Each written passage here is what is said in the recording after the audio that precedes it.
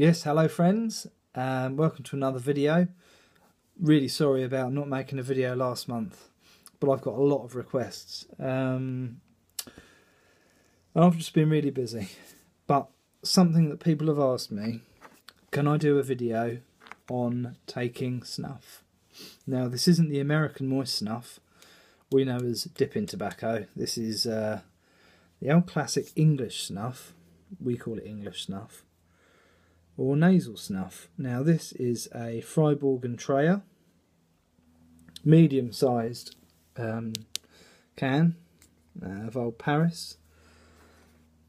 I've also got some high dry toast and some Kendall Brown.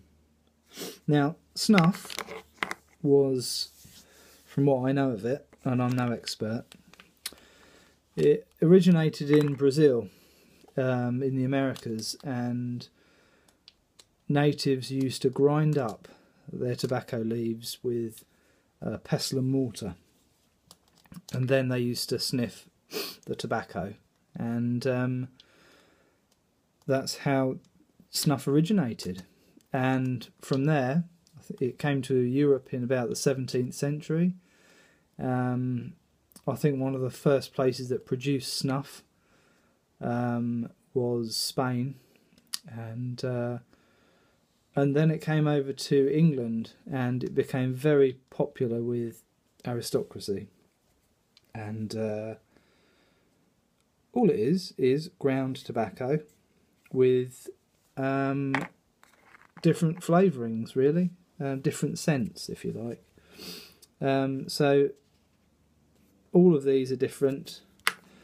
Snuffs can be moist or very dry. This is called high dry toast, and you'll find the toasts are the driest ones, and you'll also find they're pretty hard to take sometimes because they travel through your nostril very quickly because they're so dry. The easier ones to take are the moister snuffs. They also come in different, some are very, very coarse, and some are very, very fine. So we're going to go and take some old Paris today. So I picked this up on the Northerner. This is the medium sized, it's classic Fribourg and Treyer. Love the design. It's a medium sized tin,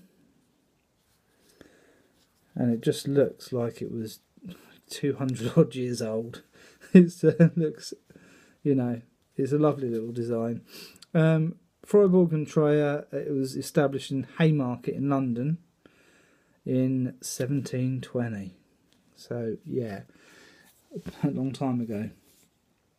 Now made by Wilsons of Sharrow, and it's handy. It's a nice little thing. How much was this? £4, £3, something like that. So it's got a screw lid, and inside I have had quite a bit of this. It's my favourite snuff. Inside you'll find a finely ground tobacco, usually brown in colour. The main ways, there are three main ways that I know of taking snuff. The first way would be to use a small device, like you can. I don't like them, but you can get them. It's sometimes made of plastic or metal, and it's like a small straw, and you sniff it with the straw. You don't put this out on the table and start chopping it up like you do a drug that I can think of. Not that I've ever done anything like that. But you knock a small bit out or take a pinch of it. You don't need a lot. It's a very quick form of getting nicotine. So just be aware of that as well. So yeah, the first way was using a device. The second way was in between your thumb and your index finger. You've got a small ridge. If you put your hand flat like that, there's a little ridge there. You can knock a small bit onto the ridge of your hand and sniff it like that. I've never done that. My favourite way is actually just taking a pinch, which is putting your fingers in like that into the pot, squeezing a small pinch fairly lightly, and then to one nostril and sniff. And as you sniff, release a little bit, and then to the other one, and as you do, release another bit. Okay? What you will need is a handkerchief, because after taking snuff you should always wipe your nose. Usually for me, the first the first pinch of the day really makes me sneeze and then I'm okay. But you will find you will occasionally sneeze when taking snuff. Okay, it's just one of those things, and nothing to worry about. The more you take, the more you get used to it. So I have had some today, so I probably won't sneeze on this one. So I'm going to have some Old Paris, originally made by Fribourg and Treyer in 1720, which is quite a long time ago. Okay.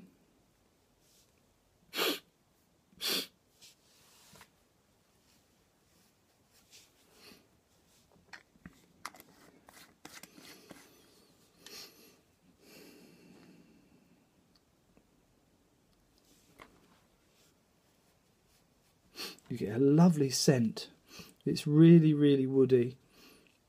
Nice tobacco, and it hasn't gone down the back of your throat. It's just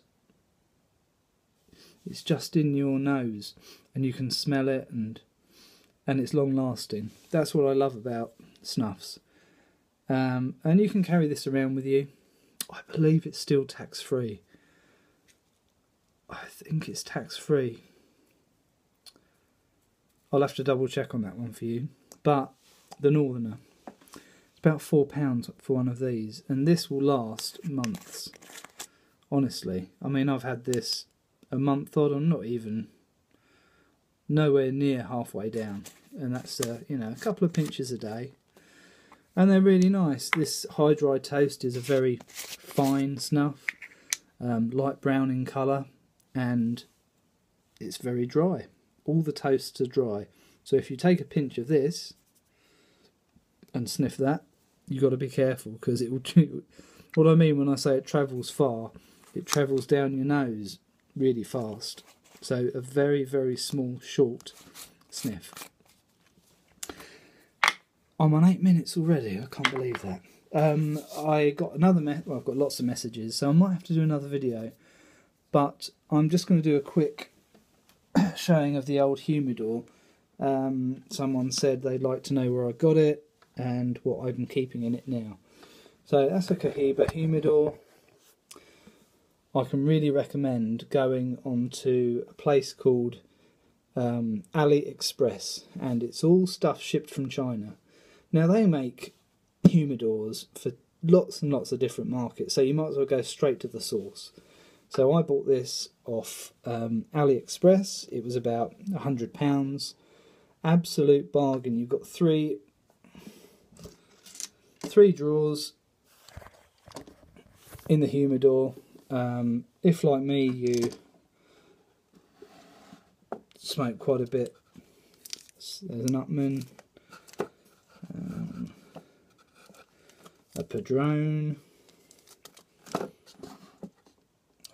La Gloria Cubana, then yeah, it's worth getting yourself one of these. It's a real bargain. So that's the non-Cubans. Then the Cubans come up here. One of my favourites is a Quintero. They're the Favoritos, and they're kind of the budget line of Cubans, but the flavour is amazing. Really worth getting. Then you get the more expensive ones, a Romeo and Julieta, Cohibas up there, and we've got Langara, Padron up there, and Monte Cristo. So that really is my humidor collection. I'm nearly on 10 minutes, so I'm going to have to say goodbye. Cheers, guys.